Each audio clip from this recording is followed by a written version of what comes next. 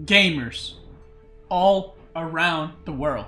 Today, I'm going to be covering a 2 versus 2 guide. There's a server maintenance now, so I can't watch replays, I can't play, so I can't, technically I could host a skirmish, but I can't play multiplayer and show you or watch a replay. But I'm not here to create a build order guide for 2v2, because build order guides for 2v2 are same as build order guides for 1 versus 1. Regarding how you manage your economy or how you micro your units or how you attack is the same as one-on-one. You're just trying to work with your ally. What I'm going to be talking about today is going through some fun and cute tricks that you can do in team games with your ally, depending what Sieve he is. So you can kind of, know how to take advantages of things and what you should do, and just kind of how to get little bonuses and little advantages here and there, just based off of your Sieve. Number one thing that we will be discussing is if you're English or if you're playing with English, how you should be playing, in my opinion. Now, I am not a top 1 player, okay, on 2v2. But I've played a lot of like StarCraft 2 2v2s. I won tournaments in StarCraft 2v2s, and the same rules apply from my personal experience in AOE4, like it does in StarCraft 2. 2v2 is basically, like I said, it's a one-on-one that you have an ally that you can work with, but the rules are not necessarily completely different. It's not that like you have to play China suddenly 1 TC. You can still do 2 TC China. You just need an ally to help you kind of deflect one of the enemies from you, and then you work together. So there's some interesting unit comps you can create, or some interesting synergies. So let's get started with English. English is a civ that is usually played in 2 versus 2 very aggressively. It's played with longbows. Sometimes the English player goes full longbow. Sometimes they add spears, but they're usually teamed up with French because of cavalry, or they usually work well with civs that go cavalry. So whatever, that's Ruse that goes knights, French that goes knights, or maybe Abbasids that spam spears, or spears or horsemen is fine as well. But it's usually a civ that focuses on longbows. They have unique archers, aka longbows, so they kind of pair up with civs that have cavalry. So the enemy goes spearmen, and then you go longbows, and you mow down the spearmen for your ally. This civ doesn't need babysitting. Like, it's very hard to attack into English because of their TCs. So you can also play with an ally that, maybe is kind of like a boom civ, or tries to rush fast castle, because as an English you can just help them with your whole army and not the risk of you, dying yourself as well. So for example, if you play like English China, both players are going to be hard to kill because of Barbican and then English TC fire at the same time. Now, some things to kind of that you can do as tricks in 2v2 with English. You can protect, or with, or if you're playing it or playing with an English ally. One thing to note is you need to protect their longbows at all costs, because the horsemen or just units in general are going to try to get on top of their longbows, and you need to give them enough space, to kite and kind of scoot and shoot with the longbows. Super late in the game, English can even give away the gold on the map to their allies, because they're going to have farms in Imperial. But other than that, English is a pretty straightforward, I would say, safe civ in 2v2. It does work with any other civ. It's not like, oh, if you play with this civ, it's just unplayable. Like if you play English with French, or English with Mongols, or English with Ruse, English with, well, if you play English with those civs, you can be aggressive. If you play English with HRE, or with China or Abbasid, maybe you should be more kind of protective and let them expand and let them, go second TC and boom. If you play with Delhi, you can try to go for sacred sites and stuff like that. So you kind of just adjust how you use your units as English, which is mainly longbows, in team games, which is not to say that you cannot go for second TC as English. I want to make that clear. Anything you do in one-on-one, you can also do in team games. You just have to adjust based on what your ally is and what the enemy is as well. Like for example, if you're playing against two boom civs, you don't want to just go 2 TC against them. You want to probably put some pressure especially if your ally is playing like French or something. Other than that, there isn't too much crazy synergy regarding some of the other stuff that I'm about to mention. Another thing that I would suggest to English players, or if you're playing with an English ally, that you can ask them. English can usually go very early farms and base their food economy off of farms. So one thing that you can use in your games is, maybe if you're playing English, maybe give away the sheep that you don't need to your ally, or you can tell them, hey, you can take my berries, or you can take my deer. So whenever you're playing with English in your team, you can always, or usually you should be able to go on their food. And you know, if you're playing China or Abbasid, you can use so much food on your side of the map, basically all your food and all your allies' food, before you transition to farms. So that's another kind of bonus and synergy playing with English. The next one we'll talk about is French. French is probably the most popular Civ by far in 2v2, and it's very simple. Mass Knights. Whatever you do with French in team games, Mass Knights. Doesn't matter, 2TC, 1TC, Castle Rush, Mass Knights. The reason why you Mass Knights is French is kind of like the big daddy in team games, and your ally should be adjusting with you. So if you go pure Knights, which you have the best Knights in Feudal, so you should go Knights. If the ally is English, they're going to go Longbows to protect you from Spears. If the ally is Abbasid, they should go Camel Archers or Archers to protect you from Spears, and you protect them from a Horseman.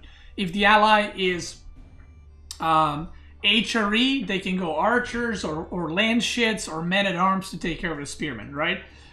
So basically, whenever you play with French, they will go Knights 99.9% of the times. You need to work with them to protect them.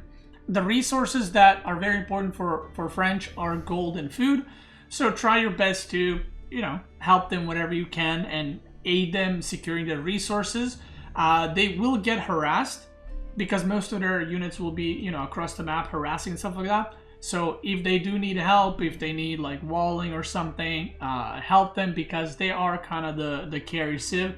And if Knight numbers get out of hand and you have, you know, enough allies units to protect you from Spears, you're gonna simply be winning a lot of the games.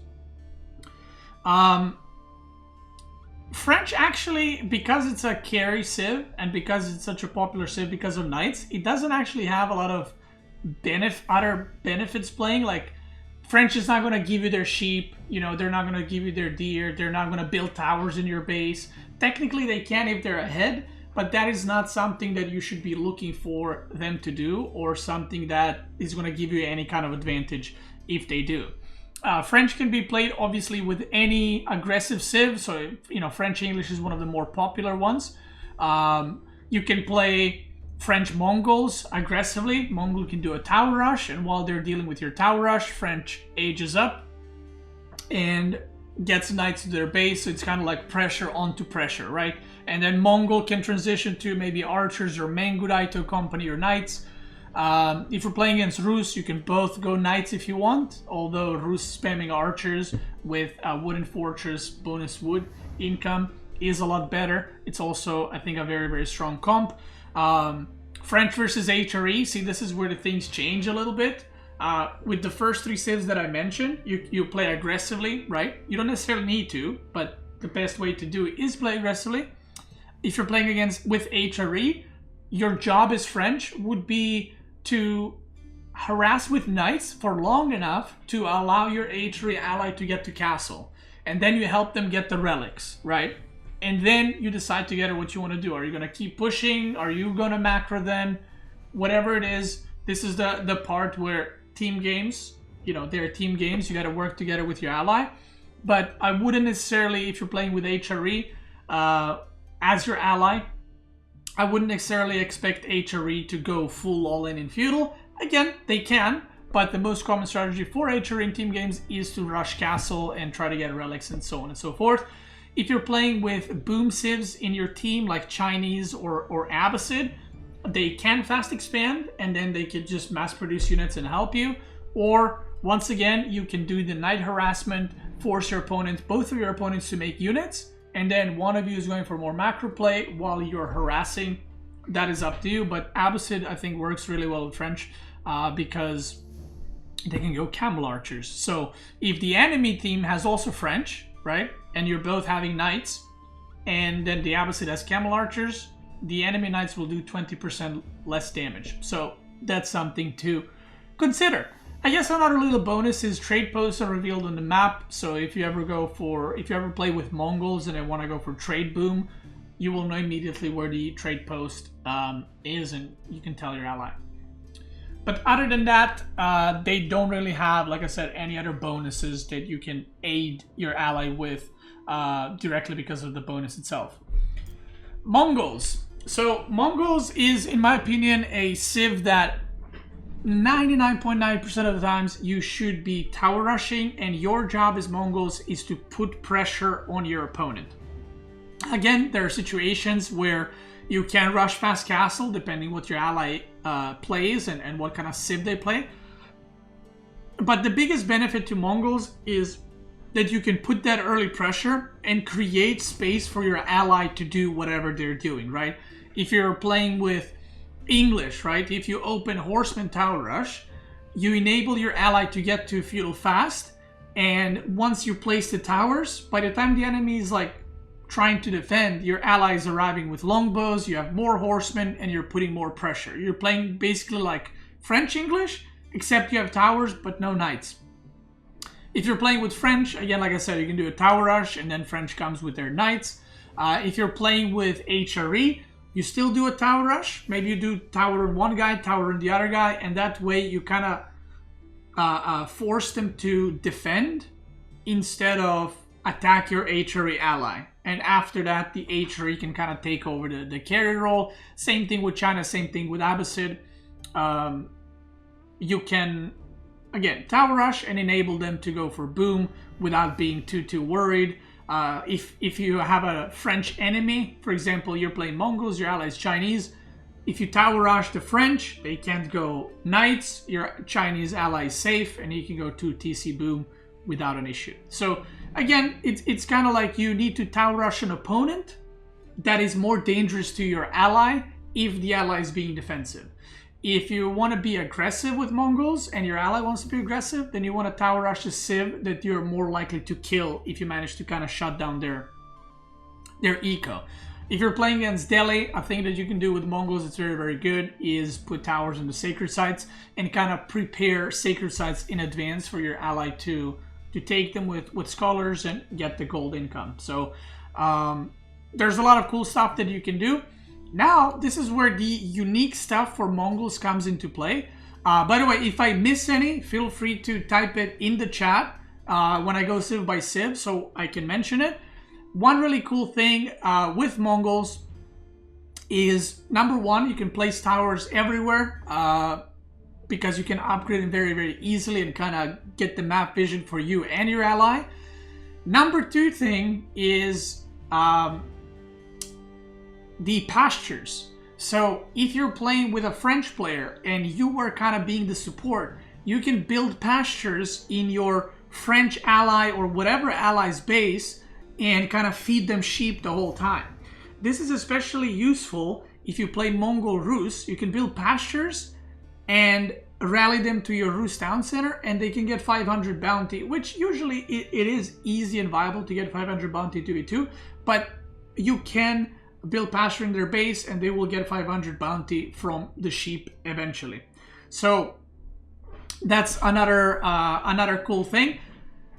Obviously, if you're playing a Mongol trade, you need to like let your ally know first of all. Like, don't just go Mongol trade without saying a single thing. I would probably advise you to let your ally know, hey, I'm going for Mongol trade, so that your ally can adjust and they can play more defensively, protecting your trade, or maybe playing more offensively to take the pressure off of you while your Mongol trade kind of comes into play.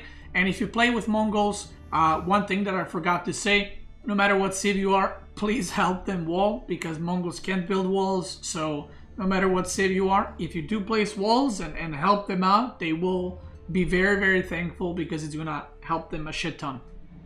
At the same time, Mongols can build towers near the allies' base to give them more vision. But yeah, the pasture thing is pretty cool. Another thing you can do with pastures is, feed your French ally with sheep to make sure they have food for nights. You can feed the Ruse ally for sheep to get the bounty, just food in general. You can build pastures near mills for Chinese, so they can supervise the mill and get the bonus food, and then you can get all the other food on the map, because Chinese wants to stay in one place to supervise the food and get as much as possible.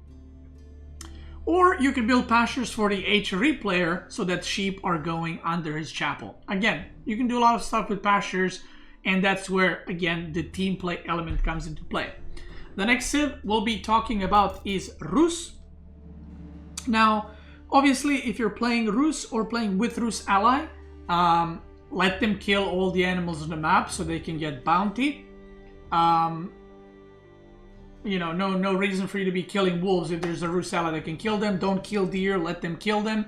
And whenever you notice a deer pack or a wolf, just ping it out for an ally. Just let them know, like, hey, there's a wolf here, there's this here, there's this there. Now, one thing that you can do with Ruse that I don't see a lot of people do, if you see that the enemy is actively denying wolves, what you can do with your scout is you can pull the wolves and then take them to the Ruse allies TC, and when the TC kills the wolf, they will still get the bounty and they will get the gold. So that's a very cool thing that you can do. And if you have the extra APM, or if your scouts are not doing anything, just pull the wolves and take it to their TC to kind of help them out, which is something you can always do.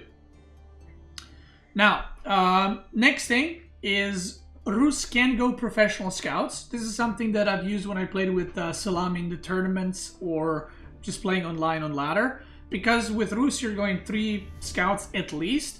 You can add a couple of more scouts, and then you can go professional scouts, which is not very popular in 1-on-1, but in 2v2, depending with which city you're playing with, is actually really, really strong.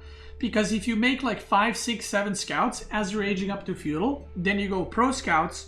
If you're playing with civs like HRE or French or Chinese, you can drop off deer at like HRE's chapel, and you can enable them to like not run out of food for the first 15 minutes, so they can go straight to Imperial even.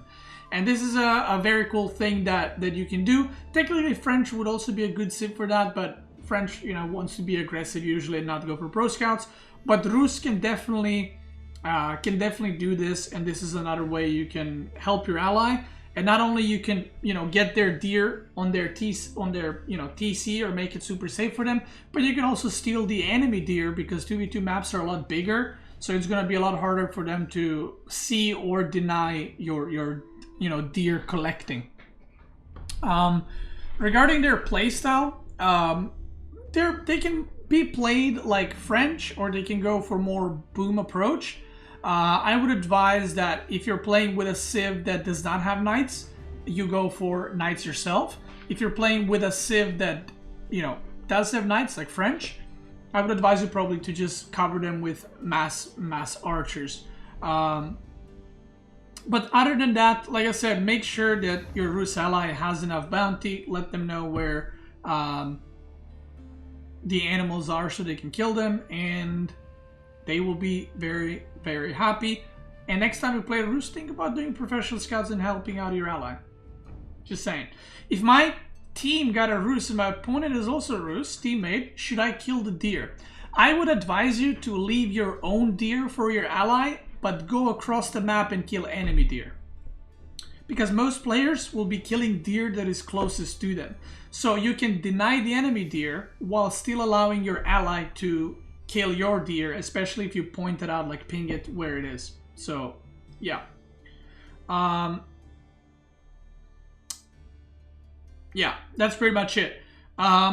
Late game, obviously, Ruse is really, really good. And if you are playing with Ruse or with Ruse ally, going stealth in the late game is very good. And in certain points in the game, you want to adjust based on what your ally is. So, for example, Ruse late game wants to go stealthy. So, if your English was making longbows, let Ruse go stealthy. They're much better. And then as an English, you can go for men-at-arms or knights to support them. So, kind of adjust in that way depending what units your ally has. Like if you play HRE, go men-at-arms, and then your ally should not go men-at-arms. They should go something ranged or siege or whatever else. All right, next thing is HRE. HRE, like I said, they can play in feudal, but most of the time they will want to go for castle in order to get relics. So if you play with HRE or against HRE, I would advise to have your ally, again, maybe they don't know, say like, I'm going to rush castle and try to get relics. Letting your ally know what you're going to do, especially if your Civ can be played in multiple ways, is extremely helpful. Because you let them know, okay, I'm going to rush castle. If you say that, your ally's not going to be like, okay, I'm researching rams, right? Because you're not there, you're going castle. So you're kind of letting your ally know, you know, okay, you can be aggressive, but I'm not going to be aiding you, right? And your ally can adjust based off of that. And then if the opponent is playing aggressive civs, your ally should know to protect you as you're aging up to castle. Obviously, try to secure relics, and if you play with HRE ally, try to secure relics with them, like escort their prelates and stuff like that, because it's going to give them a huge economy bonus. If you have extra sheep, if you're Ruse and you can do pro scouts, or if you're English and you don't need as many sheep, or if you're Mongol, give them some sheep, maybe build a pasture in their base, you know, go pro scouts and deliver them some food. The more food they have under their chapel, the faster their economy is just going to explode, especially on the way to castle. After that, I mean, they have really good men-at-arms, but HRE is a civ that can also go knights. So, for example, if you're playing with English ally and they went longbows to protect you, you can go men-at-arms in castle, but you can also go knights, and then they have longbows, so you're kind of playing like French-English, except you're in castle and your ally is in feudal. So, depending which units you want to go as HRE, I would advise most likely you're going to be going men-at-arms or spearmen, maybe some lance shits, and then knights, because you will have a lot of gold to spend. Because someone do the math, does it make sense for Mongol to produce sheep for both players? It's not about making sense. If your HRE ally is low on food and they can't get access to their berries, if you are doing well in the game as Mongol, you should help them out, right? It's a team game, so you should help them out. So it's not like you should always do it. It's more so that is an option, and that is something you can recognize and you can do to help your ally. But yeah, HRE, like I said, is a very boom civ. Technically, they can fight in feudal, but you should kind of know what to expect there. And then once HRE does reach castle, gets a couple of relics, they kind of take the protector role and the carry role, while the other ally, you know, they're going to be in feudal most likely and not as strong as HRE. Delhi. Oh yeah, let me actually talk about this unique matchups, I guess. Ruse and English, like I said, you can play it like French and English. You can be very aggressive, or you can both be passive. Ruse is also very hard to kill because most of their eco is under TC. Ruse and Mongol, like I said, you can do tower rush into aggression, or you can do tower rush and let the Ruse rush to castle to get relics. Both of those things are fine. In 2v2s, by the way, the golden rule is the maps are bigger than one-on-one, so it's very desirable for one of the players to go for cavalry, one of them to go archers. If, on the other hand, if you're facing civs with knights, such as French and Ruse, one of you needs to go either knights, if they have them, or spearmen to kill the knights. So you cannot go horseman archer versus knight longbow, right? You're going to get mowed down completely. So that's something to consider. And again, it depends what civ you're playing against and what ally you're playing with. Ruse HRE, you know, I've said this already. When I played with Salami in the show match, he went Pro Scouts as Ruse, and I went HRE, and I just rushed Imperial. He helped me get the relics. I think I hit Imperial when he was in Feudal, because he also did a couple of Knights to harass the enemy. And then kind of I took over the game as a carry, and he acted more as a support. But in some matchups, Ruse is the carry. Ruse with Delhi. This is kind of, you know, similar to Mongol and Delhi. You want to open with Knights, let Delhi go Archers and Scholars to heal both of you, and you can help them secure Sacred Sites with Wooden Towers because they do have a crap ton of health. Ruse Chinese, you can play it two ways. You can let your ally boom while you harass. You can both go for a boom strategy, or you can go both 1 TC and just all in, like they can do a Barbican rush or something. You can help them with that. And then Ruse and Abbasid, same thing. Ruse is a jack of all trades. Like they can go all in, they can get the boar go all in, they can go for multiple TCs, they can play support, or they can play carry. So it's probably the most well-versed Civ, I would say, in team games. And it's very nice in team games because you get high bounty as well, pretty much every time. HRE, regarding all the Civs, I would say it's more on them to aid you in what you're doing, and then you reading the room. Like I said, if you're playing with a French ally and they're going Knights, if you hit Castle, don't also go Knights, because then Mass Spears is going to mow down both of you, right? So if your ally is French and he goes Knights, then go Spearman Landshits, go Man-at-Arms, go something else, right?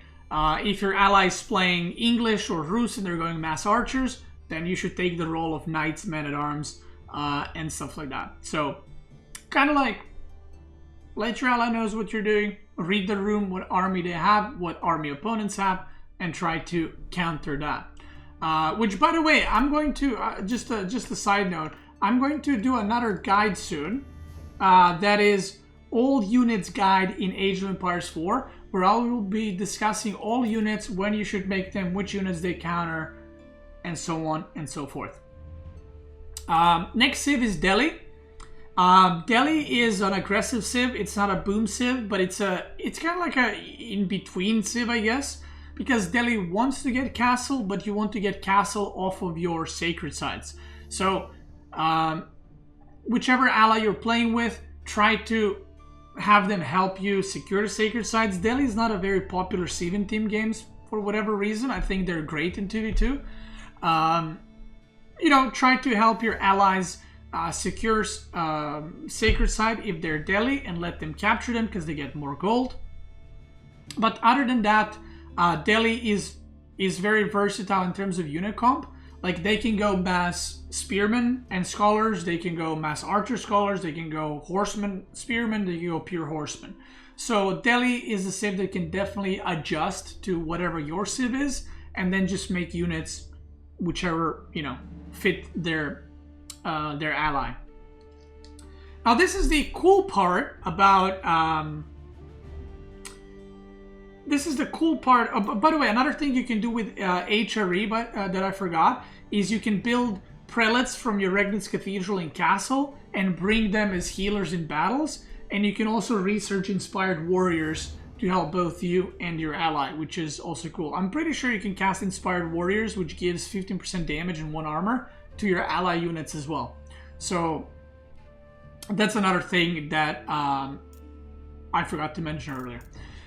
Now, the one cool thing with Delhi that you can use in team games, and this is a neat little trick, and this is same for Abbasid, so this is Abbasid and Delhi, you can build a mill on your ally berries, and the berries will get plus 100 food on every single berry patch.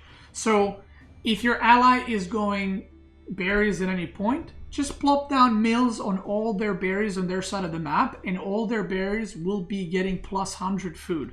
So that's quite a big food increase without them actually doing anything. You just plant the mill and you just walk away. So that's a really, really cool thing, and I think more people in team games should be doing this, because it helps a lot. And you can see the bonus. Mills constructed in your berry bushes create orchids, increasing food capacity by +100. If you're Delhi and Abbasid, help your teammates and do it. But yeah, other than that, Delhi will have a lot of scholars usually, so they will have a lot of healing. So if your allies playing with like knights, you can always help and heal them, and yeah. Other than that, that is pretty much it for Delhi. I think another thing, if Delhi goes for Compounded Defender, aids through landmark, that makes their keeps cost less stone, your ally could give you the stone deposits because you will be able to create more keeps on the map because your keep costs 600 and other civs it costs 800. Delhi with any civ can pretty much be played aggro. You can just go aggro, and meanwhile behind that you take sacred sites. If you're playing with a boom civ, you can also be a guy that opens with like horsemen and you're just harassing the enemies, being kind of annoying. And then once your ally gets second TC, starts producing army, you both go for the sacred sites. Good cop, bad cop in 2v2. See, the thing is, 2v2 is very much, if you noticed everything that I've been saying, 90% of your games will be one is a support and one is more carry, kind of civ and playstyle. And that's how you should, behave. You're both equally important, but one civ will be better in certain situations or against certain civs or in certain matchups, right? So that is something to consider. China is a civ that usually goes for boom, but you can go 1 TC China with Song Dynasty, and there's multiple ways to play China. It's kind of like Delhi, where you can go for horsemen, you can go for spearmen, but China can also go for Chukenu, which is their unique unit, and because it's probably the best archer-like unit in feudal, you can spam that, and then your ally, if you're facing knights, they can go spearmen. If you're facing, just normal stuff, they just need to build units to support you, and you can just kind of mow down everything along the way. One thing to consider is you can use your Barbican in a lot of interesting and good ways. If you know your ally is going to be point of pressure, they can build Barbican to protect you. If you're playing with Delhi, you can build Barbican on a sacred site on the middle of the map as Chinese. There's so many things you can do with it. Or if you want to go for boom strategy, you can Barbican yourself and tell your ally, I'm okay. Try to keep yourself alive. I'll help you soon with units. Other than that, China is, like I said, it's pretty straightforward. It doesn't have any insane synergy with your allies in terms of what it can do for you.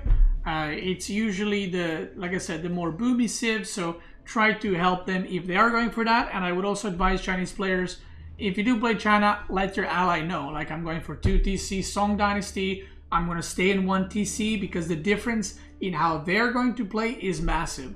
If you tell them you're going to boom, again, they're not going to be doing ramp pushes because you're expanding your economy. But if you say, I'm going to stay in 1 TC, let's push, then you're letting them know to mass units and to kind of be ready for it. And the reason why I say to let your ally know with these civs is because they can be played both ways. You could also do a Mongol tower rush with like a Barbican rush followed up, right? So there's plenty of ways to play China, and the same rule applies with whatever civ you play within your team. Like if you're playing French, your French ally can use their knights to defend your Barbican rush if you want to play super cheesy, and then you can do a tower rush off of that. You can do many things with China. So there it is. And the last one is Acid, which again, remember, you can build mills on your allies' berries to help them get their berries increased to plus 100.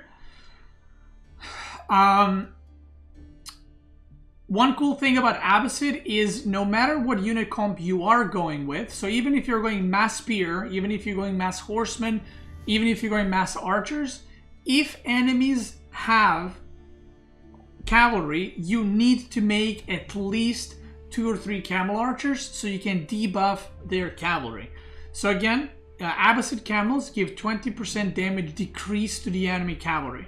And if you're playing, like I said earlier, French Abbasid versus French English, this is going to be massive debuff on the enemy cavalry. If they have 10 knights, suddenly they're hitting 20% less. It can change the battles completely. So that's something to note. You can do, regarding the unit comp, it's very versatile. I would suggest to make whatever your ally needs, but camel archers against cavalry is a must-have. If they kill your camel archers, make another one. Make another 2, make another 3, and make sure they stay alive. Do you ever mass camels? You can go mass camels, actually.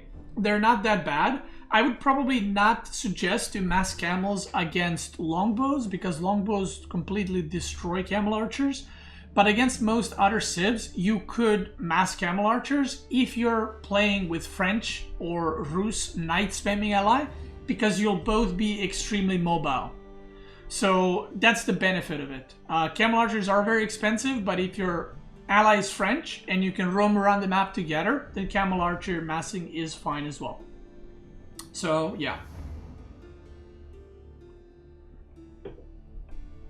Another thing is Abbasid has a research for camels from a military wing, where it gives you +2 armor to nearby units, and I am 92% sure that this does work on ally units as well. So even if you're not facing cavalry, once you have the upgrade for camels that gives you +2 armor on your nearby units, make sure to get couple so that you can buff armor for yourself and your ally. Other than that, Abbasid is a civ that you want at least 2 TCs, but after that you're just going to kind of mass units and help your ally with usually higher tech units. Like Abbasid is not the type of civ that's going to go man-at-arm rush or knight rush in castle. They're the type of civ that is going to either overwhelm your opponents with mass units, or the game will get to a point where your ally has knights or men-at-arms or whatever, and you're just kind of supporting them with the sheer mass of units. In the late game, with Abbasid, you can just spam camel archers, by the way. They're really good, so there's no reason not to, especially if in team games, you know, the opponents have cavalry. You're just going to perma debuff their units. And also camel riders are really good into pure cavalry because they deal with them quite well. Regarding how to play with each civ, I'm not going to go through each of the things because by now you realize how to play with HRE, how to play with Abbasid ally.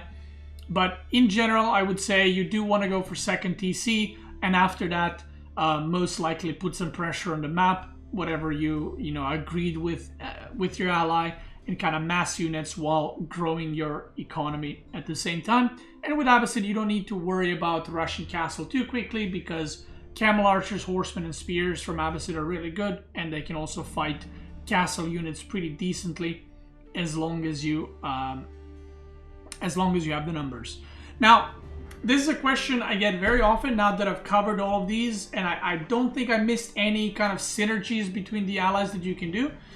But one thing that I get asked very often is, what is the best team game comp? It does depend on a map, right? Certain maps benefit certain civs, and the civs that are good in one-on-ones on certain maps, they're also good on those maps in 2v2, right? So if HRE is good on Hill and Dale in one-on-one, HRE is still good on Hill and Dale in 2v2. So those kinds of things don't change. So the basic rule of French is good on Dry Arabia, Rus is good on Dry Arabia, they're also good on Dry Arabia in 2v2s, right? So what are the best comps? I would say, if you're playing a pre-made, obviously if you're playing with a random ally, you can't really always agree what combo to play. I personally think, after playing however many 2v2s I've played, after playing some 3v3 tournaments even, which is a different thing, I guess, but I realized that any comb is viable. Like, a lot of people will say French and English are the best and nothing beats that. I completely disagree with that. They do have a good synergy, but there's plenty of civs that can absolutely demolish French and English. And the best answer that I can give you to that is, if you're playing with a pre-made, with a friend or whoever else, and you want to play some kind of combo or something that works well together. For example, if you are a Joe and you're playing with Bob, if Bob only plays French, right? Or let's say Bob only plays Delhi, whatever. And you're like, I play English, Bob, you play Delhi, but English French is better. And then you tell him to play French, he's going to perform a lot worse. Even though technically that might be a better, combo, he might do it a lot worse just because he's better with Delhi. So you should try working with Delhi. You should try make English and Delhi and figure out how that works. Figure out the synergy between those two civs, instead of making something happen that the players are not comfortable with. So number one thing is play the civs and let your ally play the civs they're comfortable with and adjust in game. So if you have like, I don't know, let's take Mongol HRE, because those civs they cannot be further apart in playstyle, right? Mongol tower rushes, HRE boom. So you're like, how are we supposed to play that? Like I said earlier, Mongol can do a tower rush, alleviate some pressure from you while you go to castle, right? That's team play. Then you can build towers near relics so they can pick them up. You can build towers near their base to help them defensively. And then you work on that and you make it better and better and help your ally as much as you can, and you play together.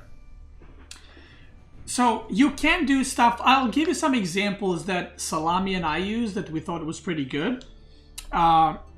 But you can make these combos with so many different civs. You just need the right idea and the right plan if you're entering pre-mates. So I'll give you a couple of examples of that. We played Ruse plus HRE, which is not a thing you see on the ladder very often, but I think that's a great comp. If you're playing even against French and English, if all the Ruse food is under TC and all the HRE food is under TC because of pro scouts, how are they going to pressure you, right? They can't. You just got to figure out a way how to play. It's not an auto loss. So we did that. We played Chinese plus Delhi, and we actually played that into French and English, and it was a super one-sided win. Why was it super one-sided? He played Delhi. He put some pressure on the opponents while I went to TC boom. They both attacked him.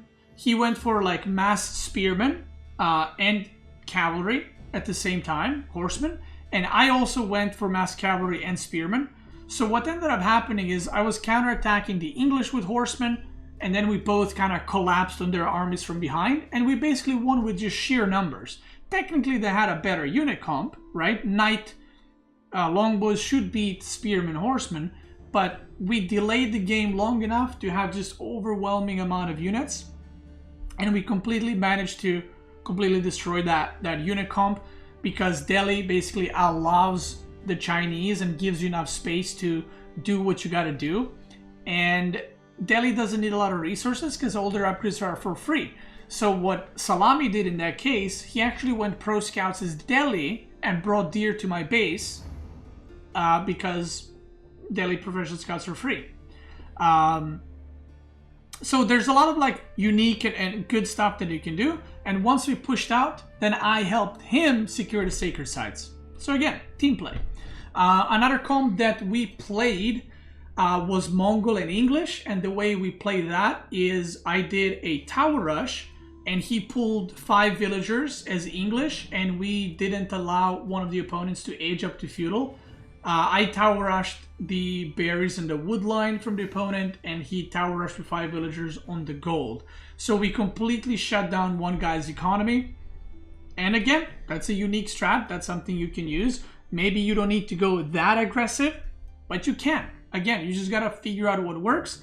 And behind that, he went longbows, and I went horsemen into knights. So, and the last thing we did was Abbasid and French. I can't remember exactly what we did in that game actually, but it was probably to the extent of I went for multiple TCs into camel archers or archers, and he just went into master knights. So like I said, better team play and better planning will work far better than, oh, this and this civ just beats, you know, this and this civ. I don't believe that that exists in 2v2.